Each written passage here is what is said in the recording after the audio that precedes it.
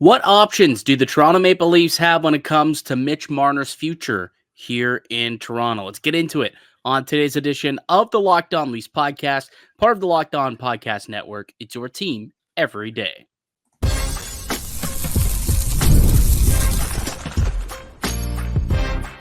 You're Locked On Maple Leafs, your daily podcast on the Toronto Maple Leafs. Part of the Locked On Podcast Network, your team every day.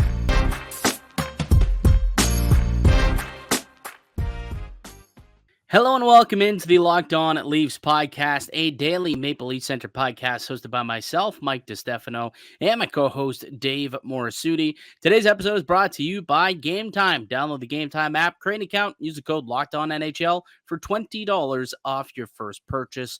Terms apply. What's going on, Dave? How you feeling on this Wednesday, on a hump day here in Toronto? Not too bad. It's been a little relaxing. Relaxing. What's relaxing about what's going? I feel like it's still a very tense, time period in Leafland. How are you possibly relaxed right now? Well, I don't have to worry about watching another Leafs game for the rest of the season. That's true. That's true. I've had my fair share of phone calls about the Leafs and what's gone on. Like I literally had an hour ago, I had a half-hour conversation with somebody about the whole Leafs stuff. Dude, I same thing. Literally, I just did basically a whole podcast over the phone with a buddy of mine, a colleague of mine, talking about Mitch Marner and what they should do and what options they have. So that's the conversation we're going to have today, and this time it's actually being recorded, so the listeners of the podcast can be privy to our takes and the discourse and the conversation because.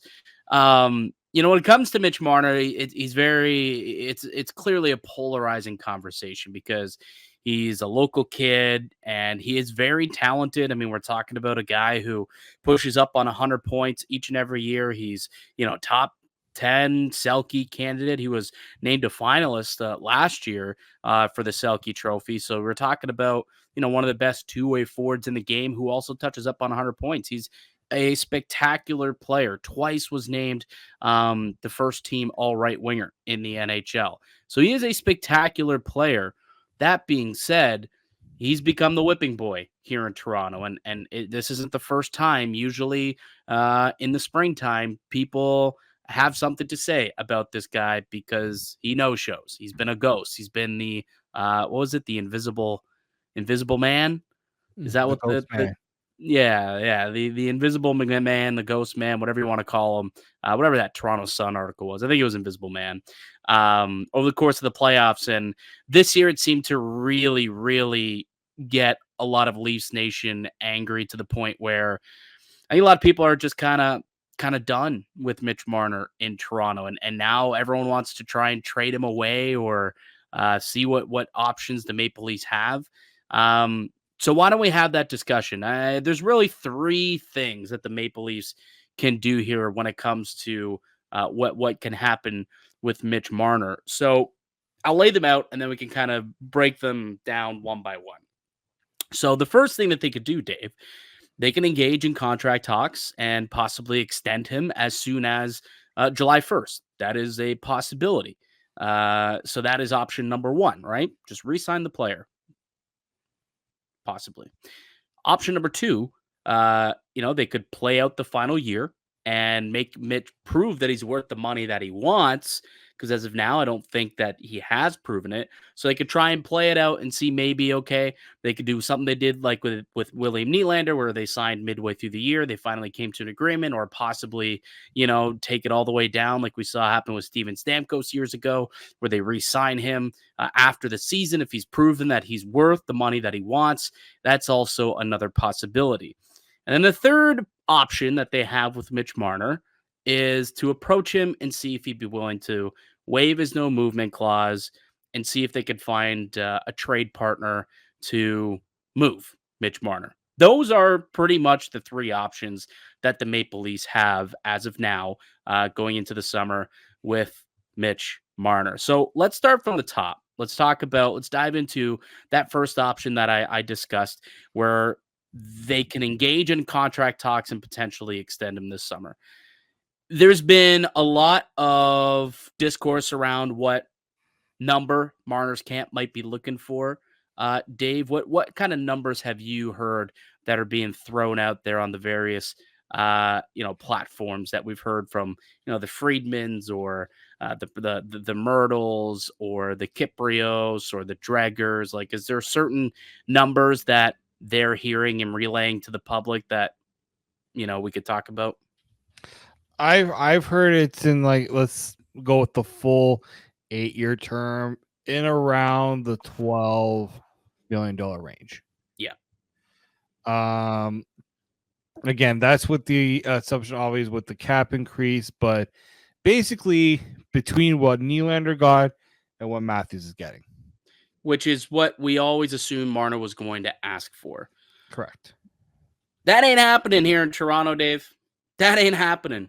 Like, I'm sorry. There's no possible way that Brad Treliving could have possibly watched him play this postseason in 7 games where he had 3 points and say, yep, I'm going to lock $12 million of my valuable cap space into that player because he can get us to where we need to go.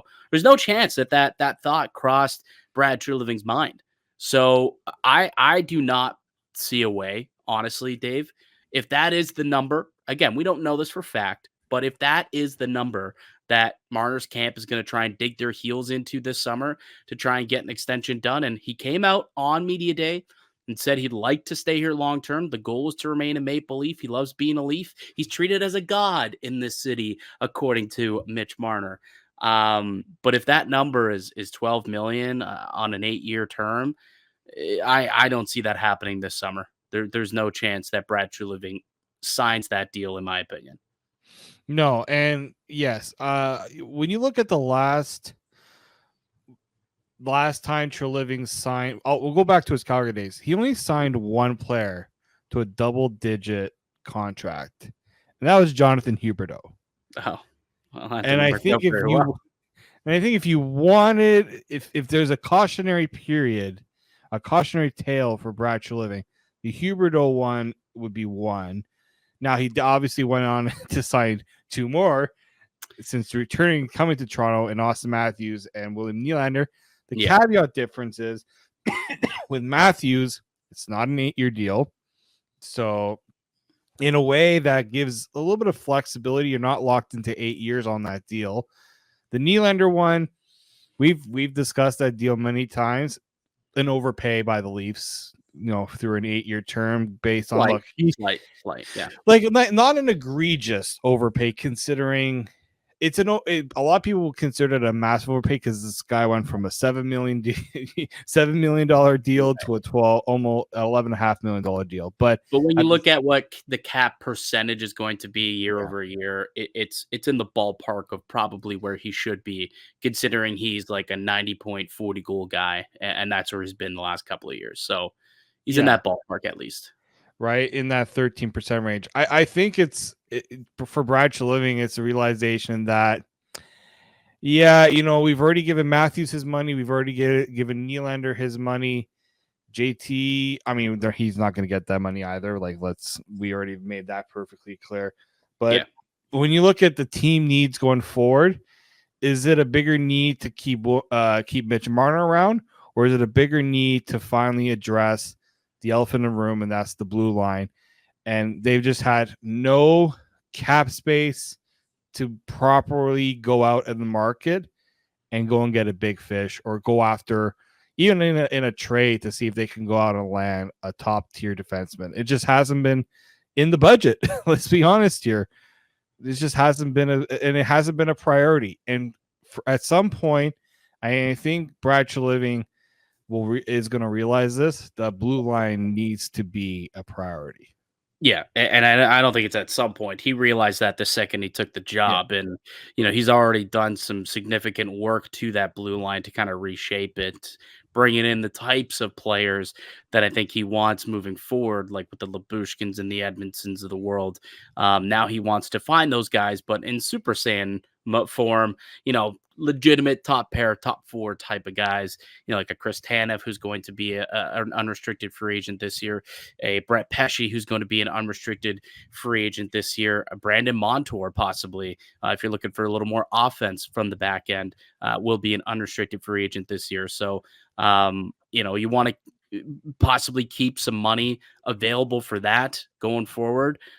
So that would be another reason as to why you don't make that Marner extension this summer. And let's be honest, they tried the giving half of your cap to forwards routine before.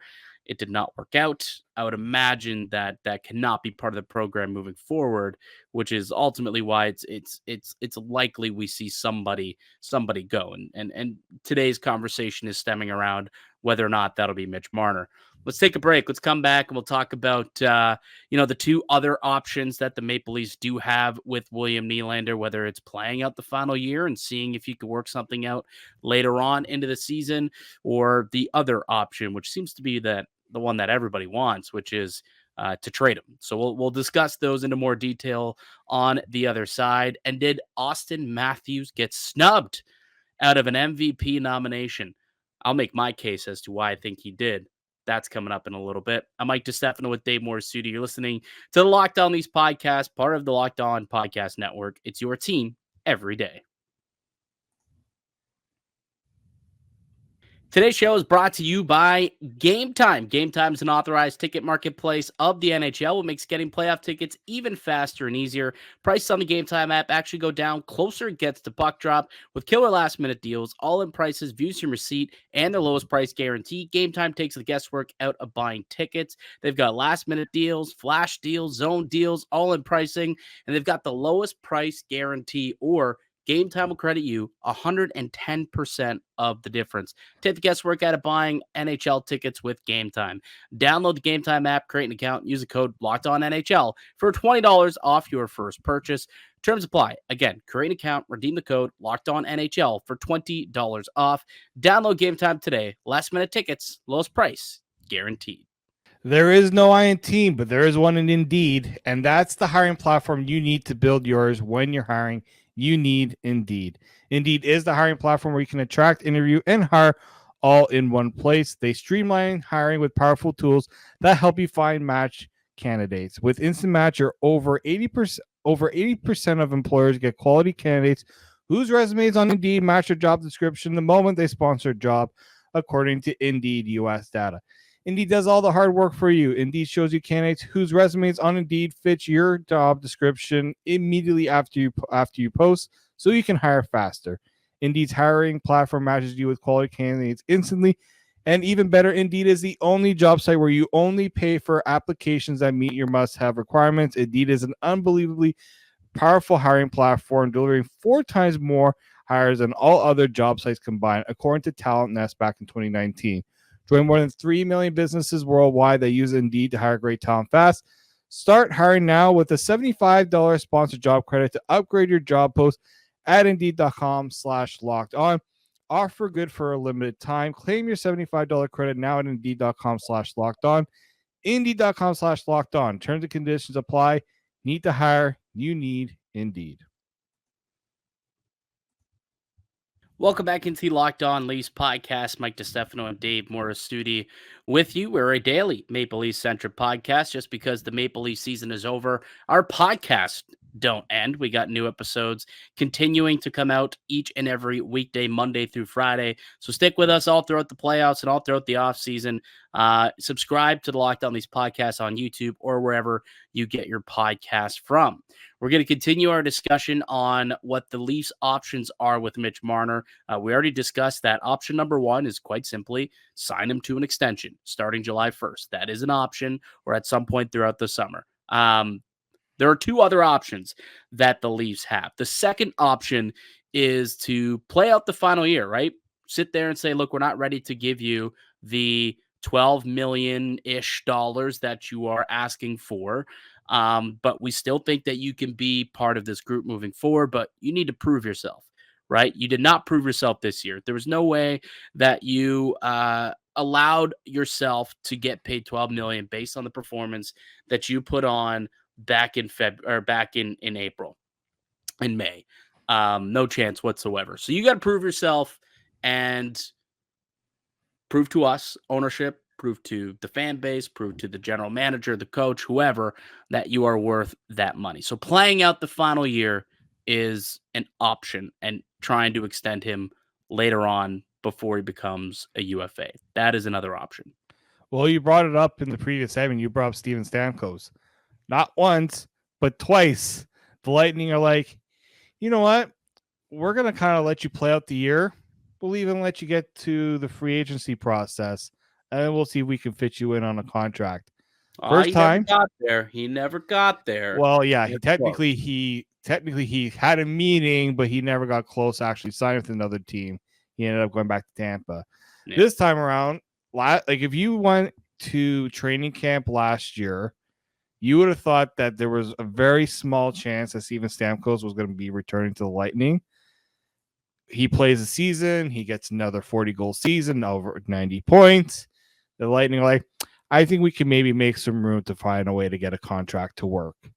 And that's what Tampa did. Tampa kind of, in a way, well, maybe it hasn't happened yet, but there's still a possibility that it could happen. There's a possibility he can sign. There's also a possibility where, you know what, I don't know if it's going to work. I don't know if the money's going to work. I still have a chance to go out and make one more contract. Let's not forget, people think he also took less when he signed the initial contract too.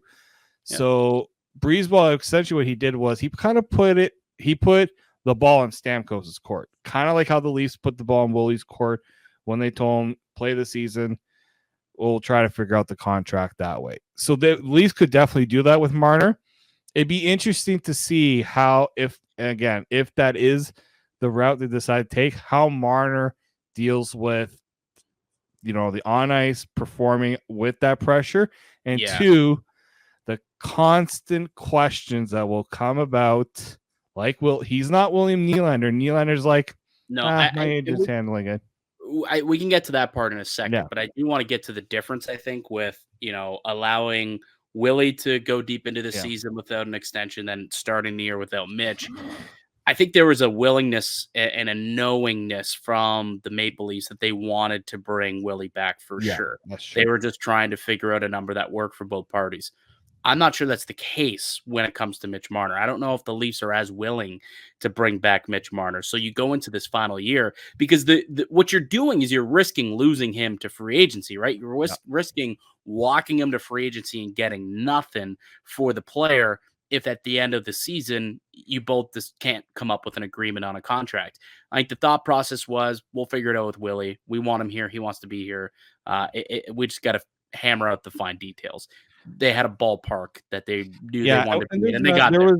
There was definitely an understanding for sure. I don't think Mitch is in the same boat, right? I don't think that there's as much love from the Maple Leafs side as there is maybe for Marner wanting to stay here, which is why I think if you let him test the season, there's a more likelihood that he walks and gets to free agency than there was with Willie. So that's different in comparison to last year's decision to start the season without a contract extension for Nylander and what that would look like for Mitch. I think that they are different. Now, you brought up another really good point.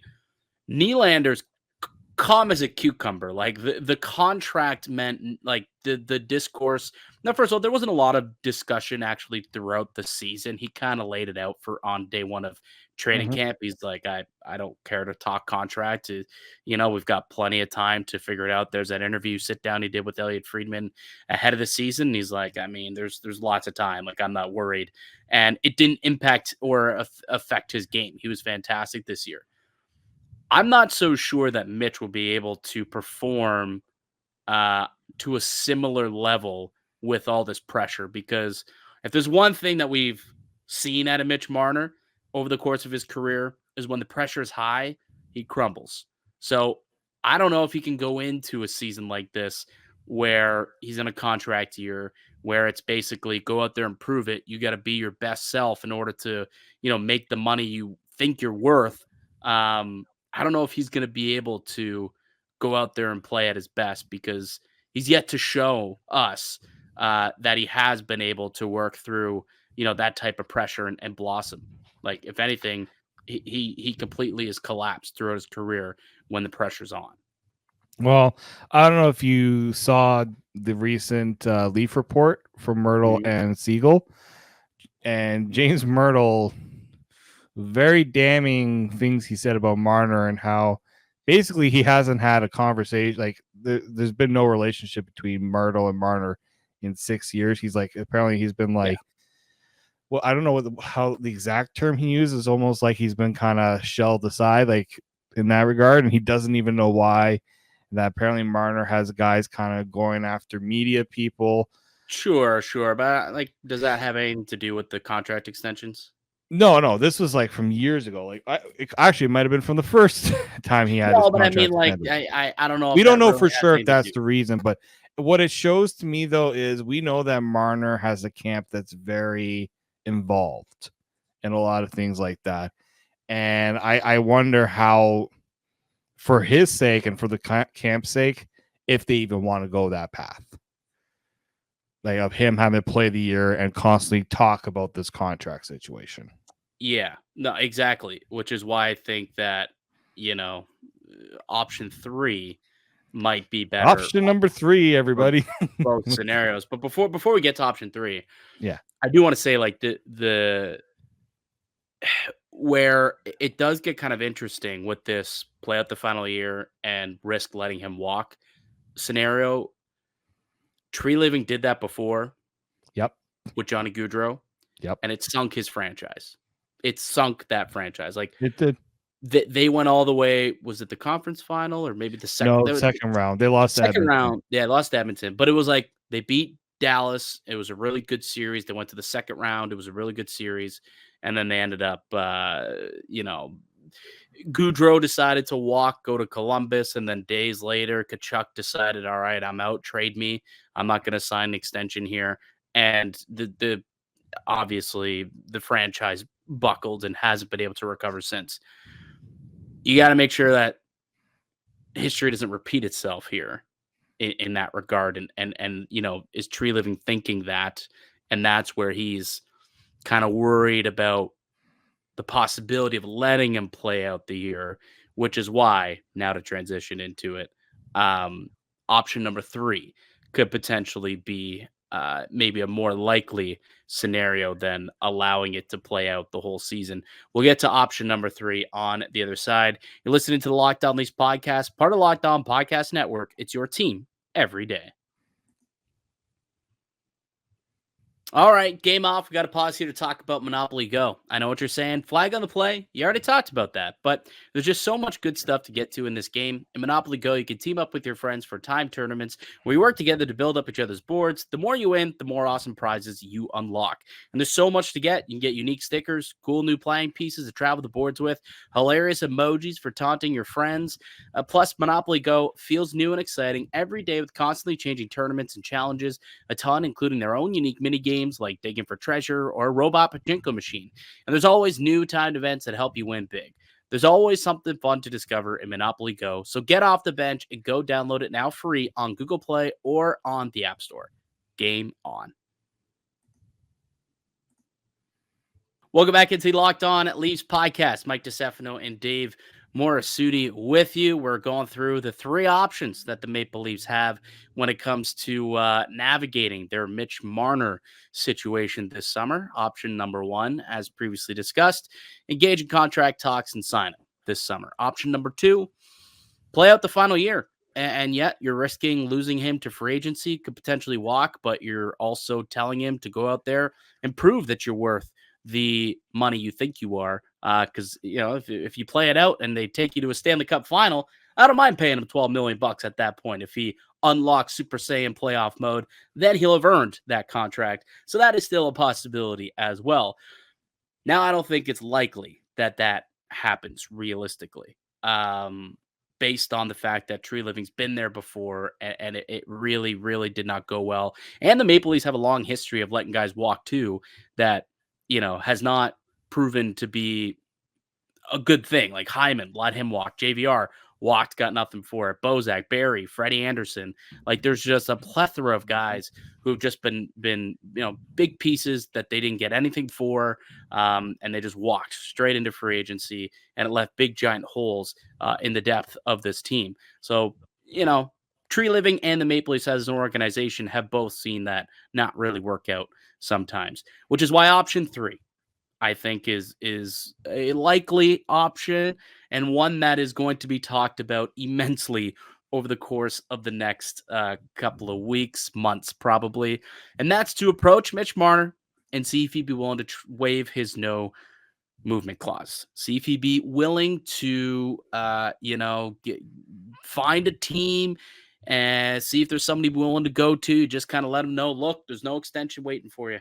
We're not willing to put all our eggs in your basket again. So you can either deal with the pressures of being asked about the contract all next year, which again, he's already proven that he kind of crumbles under pressure, or you let us know a couple of teams that you'd be willing to play for, and we'll see if we can find a deal that works for everyone and try and get some sort of sign and trade done where both parties are happy. Kind of like we saw happen with the Matt Tkachuk trade.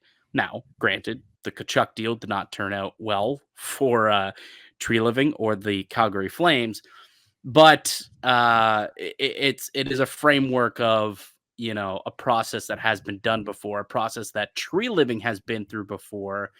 Hopefully, he can learn from his mistakes, and a different outcome will come from it. But I do think that this is a very, very possible outcome this summer when it comes to Mitch Marner. Oh, I think, and Ellie Freeman kind of brought this up too, because I brought up the idea that the no movement clause could be a tough thing for the Leafs to have to navigate. Obviously, you argued against that, and for good reason, because Freeman's like, they could simply go to Mitch and say, look, we're not prepared to offer you a contract. So if you want to make a move, and we think maybe it's better for both sides that a move be made, if you're waiving no movement clause, or tell us where you want to go, we'll see if we can get a deal done. And the other option that the Leafs can say is, if you choose that that's not the path you want to go, stay with the team and lose out on the potential to get that 8th year in your contract. Well, the 8th year, and having to answer the questions and having in the back of your mind, oh no, it's a contract year. Every week that I'm terrible, I'm losing money. The stress of that also could be worth moving onward and just getting that financial security this summer, as opposed to waiting a full year to get it next summer. So it's kind of a twofold for the Maple Leafs as to why there could be, they have a bit of an upper hand, but they do have a little bit of leverage to try and convince him to waive his no move. Yeah, and look, honestly, if you're Marner, do you want to deal with a situation where the team kind of makes it obvious that they don't have you in their long-term plans? Like, is that, I understand that, he has he's from Toronto. He's probably always wanted to be a Leaf, but you got to live out that dream. And look, there's a pressure that comes to playing in this city. Devil's advocate, though. Devil's advocate. What have the Leafs done to this point that has not shown him that he is a part of this team's future, though? Well, I mean, the first contract would kind of make it seem like he's, they valued him on the same level as, at or close to Austin Matthews' level when they did that first contract. Right. That to me is the big one there, right? Like, and he was, part of the leadership. That's what I mean. That's what I mean, though. So you were saying that the team showing that he may not be part of the future. What have they done that would make him think that, though? No, I was saying going forward, like the Leafs could make that apparent to him that they don't see him. Right, but have they done anything to this point that would suggest that? No, it's all speculation. I just wanted to make sure. No, this is that was out there, right? This is speculating Dave Mon going right here, like thinking of how, like, if you're Mitch and the Leafs were to potentially come up to you and say, we don't see you as a long part of this core and this team. I don't know how he could say, yeah, okay, that's fine. I'll just play the season and we'll. Well, I think you don't even need to say that. Just the fact that if he doesn't receive a contract extension, that says enough. to me. Yeah. That they don't value him enough to lock him up as soon as they can. That would speak volumes to how they believe. But to this point, he's not even eligible to receive that extension, so we don't even know. But I was just making sure that we No, had for sure. all the bases there. Here's the one thing that I do need to also discuss about the possible trade. I am of the belief that there is a strong chance, no matter what trade is made, that the Maple Leafs on paper will probably lose the trade. Yeah. On I'm paper, fully prepared for it. and you have to be, right? Yeah. Like you cannot expect to get like the exact full value of what you think Mitch Marner should get. I don't think that I don't think the Leafs have enough leverage to No. get full value for Mitch Marner at this point, given the situation that they're in cap wise and the fact that, he's going to want X amount of money and the Leafs just can't afford to do that based on their structure. Other teams can, which is why he's going to be an attractive piece. Like I think Elliot Friedman said on 32 Thoughts, he said, I bet you there's going to be 29 or 30 teams that will take that phone call if Mitch Marner ends up on the trade block. This is a very valuable player. Like let's not act like Mitch Marner is not a good player.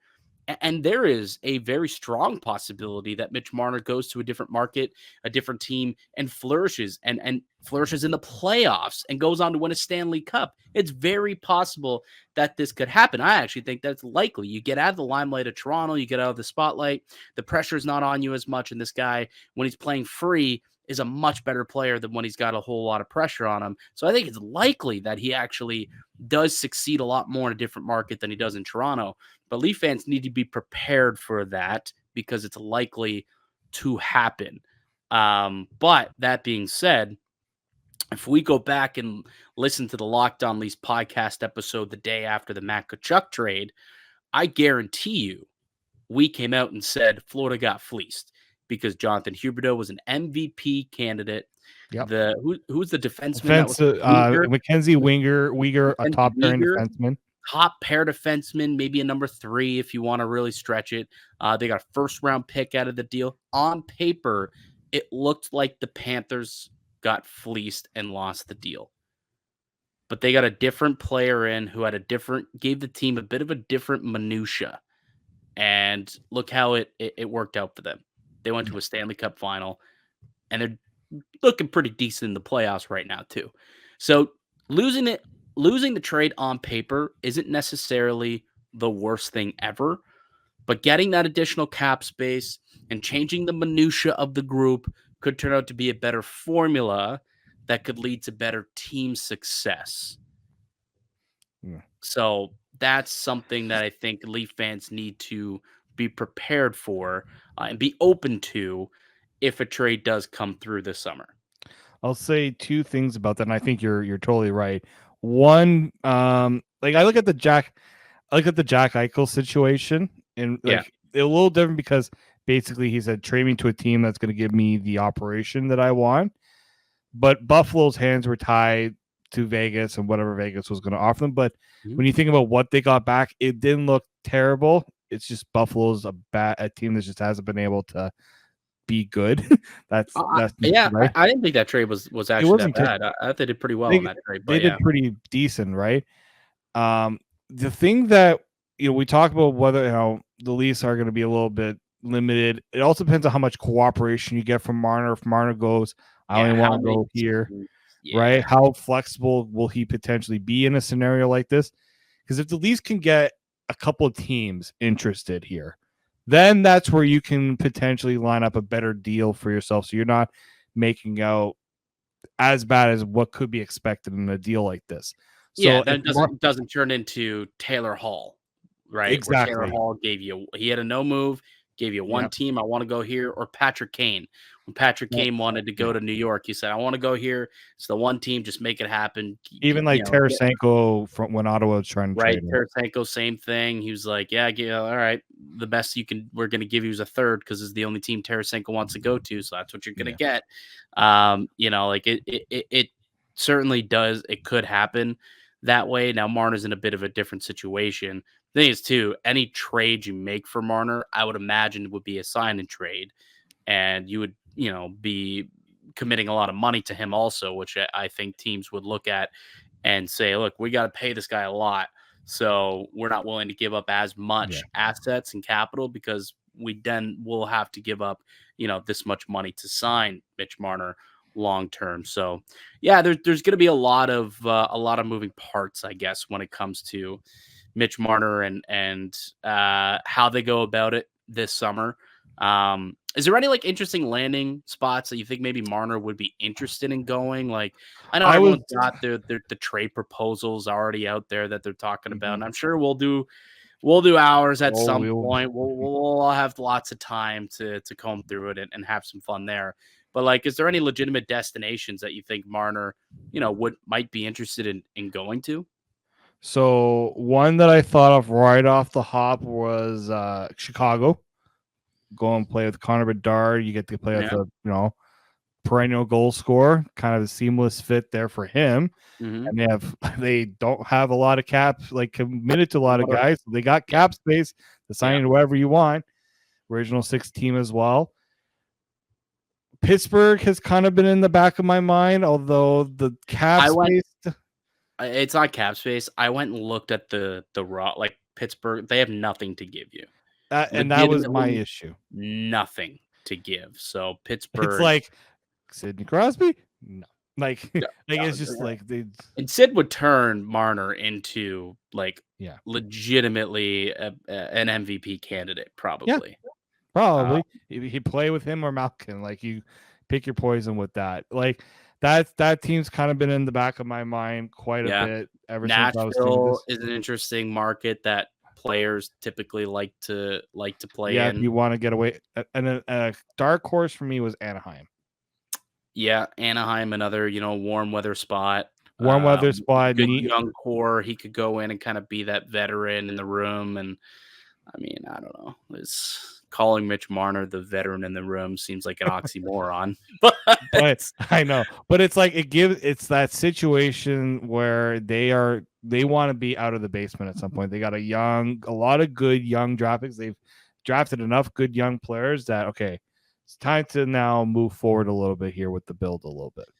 Yeah, although Toronto thought that too, and then they brought in John Tavares, and that kind of screwed the boots. They just kind of forgot the whole defenseman part of that plan. Yeah, that at least is what Anaheim's got a lot of good young D available there. The LA Kings would be an interesting spot as well. A team just please, if we do any LA Kings Mitch Marner proposals, don't bring up Pierre-Luc Dubois' name. No, please, Dubois. No. Brant Clark would be an interesting little piece coming back. A little right-hand shot defense. If you have to eat a contract, give us Brant Clark and we'll do that for you. Don't worry, LA. Well, it's not a cap dump situation here with Marner. Come on now. No, I'm just saying because the Kings, they got some hefty deals, right? They're not exactly flush. Yeah, Pierre-Luc Dubois. Kopitar's got a hefty deal. I would. I don't know. He's got a terrible attitude, but like PLD at like 50% retained. I mean, PLD at $4 million might be appetizing. Yeah, it's just I don't know if if he would work in Toronto, if he can deal with that spotlight. That's true. That's very true. Vegas is always in the mix for superstar players. Wouldn't surprise me if they could somehow figure out a trade away Mark Stone, their captain, to get it done. Mark Stone, injury prone, can't play. We're not going to have him. Move him, trade him. That's how Vegas operates. Yeah. That's possible. Maybe Dallas, possibly Dallas if they want. I don't know. But yeah, there's some teams out there that might make some sense, whether it's, warm weathered or state tax reasons. Maybe there is a couple of spots that Marner would be interested in going to. Tkachuk, send him to Florida. Let him to play with Matt Tkachuk, his former London Knights teammate once upon a time, maybe. I don't know if I see the division, him staying in the division. I think they will. Good point. Very good point. Very, very good point. I was going to try and make my Matthews MVP snub case today, but I think we ran out of time. So maybe I'll do that tomorrow on tomorrow's show, because I do think, not that I think Matthews should win it. I just think that he was neck and neck, really close with all 4 of those guys. Yeah. And I was a bit surprised that he didn't at least make the top 3. In my opinion, so McKinnon, Panarin, or McKinnon, Kucherov, and McDavid were the top 3 nominations. Matthews, I'm assuming, came in 4th in voting. But for me, I think I would have had it as McKinnon, Matthews, and then either Kucherov or McDavid. It's kind of a coin flip for me. But I was a bit surprised. And I'll explain tomorrow. Why I was surprised to not see Austin Matthews as one of the top 3 nominees for the MVP. So we'll get into that. The Sharks won the NHL draft lottery. So congratulations to the San Jose Sharks. The expectation is Macklin Celebrini will be the number 1 pick in the draft there. Had 64 points as a freshman this year at Boston University. Ooh, yeah, don't get those 2 mixed up. Cannot get those 2 mixed up. Won the Hobey Baker Award this year, and he's actually will be the first player to be drafted first overall as a Hobey Baker winner. Fantilli went number 2 last year. That was the highest that a reigning Hobey Baker Award winner went, which is the NCAA MVP award for those who don't know.